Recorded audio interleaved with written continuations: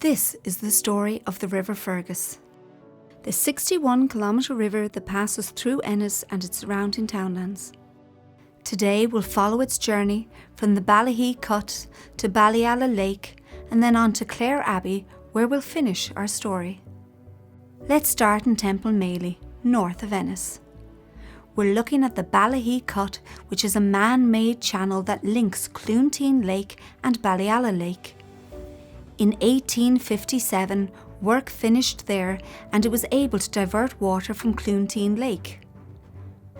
More than 80 people worked there every day, and they came from Clockley and Ennis, as well as Bearfield, Ina and Ruan.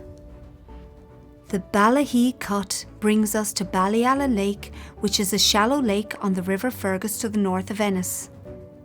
It's an important wildlife refuge, being designated as both a special area of conservation and a special protection area for birds by the EU. Its floodplain to the west is home to many types of birds. There's shoveler, widgeon, mallard and gadwall. In fact, many types of birds like to spend their winters at Ballyalla. You'll also notice a reed fringe surrounding the lake, as well as the hazel woodland that slopes down to the northern lake shore. Not only do birds and wildlife love it here, but for years Ballyalla has attracted locals who come to swim, fish, kayak and enjoy nature. Leaving Ballyalla Lake, we follow the River Fergus through a narrow channel. The water's more turbulent here, with many insects and fish thriving in this well-oxygenated water. It is also the starting point of the Lower Shannon Special Area of Conservation within the River Fergus. The river flows by Ballyalla Grove behind the Auburn Lodge Hotel and Gort Road Industrial Estate toward the town centre. Now we follow the Fergus under the old West Clare Railway Bridge. Between 1887 and 1961, people took the West Clare Railway across this bridge to travel from Ennis to Kilrush. It took them 3 hours to make the journey. Compare that with 45 minutes by car today. Back to the river, where we see reed fringes on either side of Droghnagower Bridge. A myriad of insects, fish and nesting birds enjoy life in these reeds. Further back are low-lying fields which act as floodplains when the river floods. They're important habitats for all kinds of wildlife and plants, and we need to protect them. The river continues towards town, passing Cusack Road Bridge with Skullcrease Dree and the Bishop's Palace on either side. Next, we approach the Mill Road Bridge, which was built in 1857 and is just near the site of the old mill. To the west end of the bridge is the old red brick building which used to be the mill office. We can also see a sluice system that controls water levels upstream, making sure there's enough water flowing down the fish pass on the opposite side. Fish are attracted here by the flowing waters so that they can swim upstream, bypassing the weir. Downstream from the sluice and mill race, the Fergus picks up speed because there aren't any barriers to slow it down. The Fergus is an important fishery for brown trout, Atlantic salmon and European eel, all to be found in the river. Other species include three-spined stickleback, flounder, stone loach and pike. This area is a special area of conservation for other species such as otter and 3 species of lamprey, an ancient eel-like species which suctions onto rocks and other fish. We then pass the Tennis and Badminton Club, which is the oldest club in Ireland. From here, we're also able to see the post office field where all sorts of plants and animals live. Occasionally, the River Fergus floods and you can see what looks like a lake on the post office field. The high flood relief walls on the opposite bank stop the town from flooding.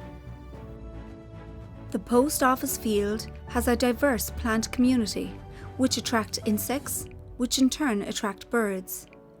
The azure blue kingfisher loves it here, and of course this is also the otter's playground. Another creature that enjoys living in Ennis is the Daubenton's bat, or the waterway bat as it is also known. It snatches insects from the surface of the Fergus. This special skill is called echolocation. Luckily for us, volunteers from Ennis Sub-Aqua Club and Clare Civil Defence keep our river clean. They go into it regularly and take out rubbish. Remember that someone else has to pick up our litter even when it ends up in the river. As we continue through Ennis Centre, we pass Harmony Bridge and Club Bridge with its stunning 1916 commemoration sculpture. We then see Steele's Rock, where it's said that honest Tom Steele sat and dreamed of romance with Miss Matilda Crowe. Tom would sit on a rock, Steele's Rock, so he could see her when she passed by. Sadly for him, she never even acknowledged his presence. The river then turns at the courthouse and flows by the county grounds, Cusack Park. A very important riparian woodland inhabits each bank and has an unusual mixture of trees because water levels rise and fall here often. It's been awarded the highest levels of protection because it is so rare. Now we're under Knox's Bridge, where there's a natural weir in the river. This is an excellent spot for angling. We're now passing the local wastewater treatment works, which treats the town's sewage and is run by Irish Water. When sewage has been treated or purified, it's put back into the river. Sewage treatment plants are essential in all towns and they must be well looked after so that the River Fergus and other rivers do not become polluted. But we need to play our part by not wasting water and flushing appropriate items only down our toilets and sinks. As we get to the main Ennis to Limerick railway line, the river turns and flows under Quinn Road, passing the old Dora landfill site. Flood control embankments are on each side of the river, and these are home to many varieties of reeds and wildlife. We now move out of Ennis towards Clare Castle, where we're about to end our journey at ClareAbbey. Hundreds of years ago, people understood their landscape and knew all the natural high spots that didn't flood, such as ClareAbbey. Founded in 1189, it was used right up to the 17th century. The River Fergus is the lifeblood of our town, so we need to make sure we're doing our best to help it support our rich biodiversity and history.